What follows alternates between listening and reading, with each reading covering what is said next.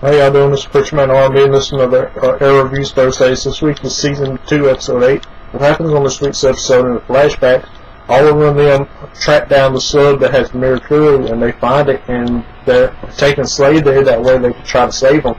And they get to the sub and ask Slade, they find the mirror crew and tell him that there's a possibility that they could kill him. He said that he was dying anyway. So he tells them to inject him with it, and they inject Slade, and then he starts having a reaction to it, and his eyes start bleeding.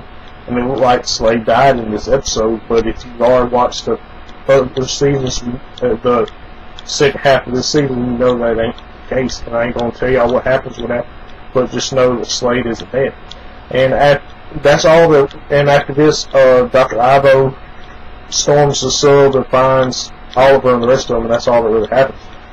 Now, with present day, Barry Allen comes to Star City to try to help Oliver with a case where the guy who was injected with mirror crew last week has his powers, and he got some black mask. And if you don't know the comics, you won't know that this is basically the Arrow's version of Solomon Grundy, because he has all Solomon Grundy's powers and everything like that.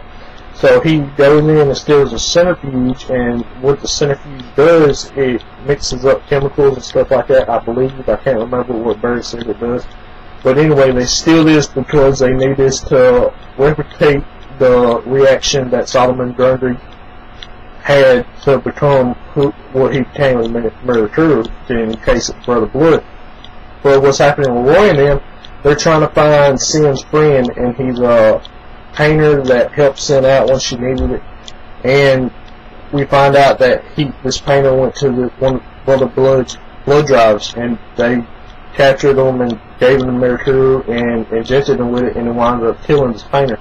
And Roy and Sin and Thea find them and take a picture, and Roy takes it to the Arrow, who is Oliver, and Oliver tells them to stop, to go on about what he's doing, and Roy says he's sick of being Oliver's eye, the Arrow's eyes. He wants to do more. And Oliver, as the Arrow, shoots Roy in the leg to slow him down. That way he wouldn't do anything.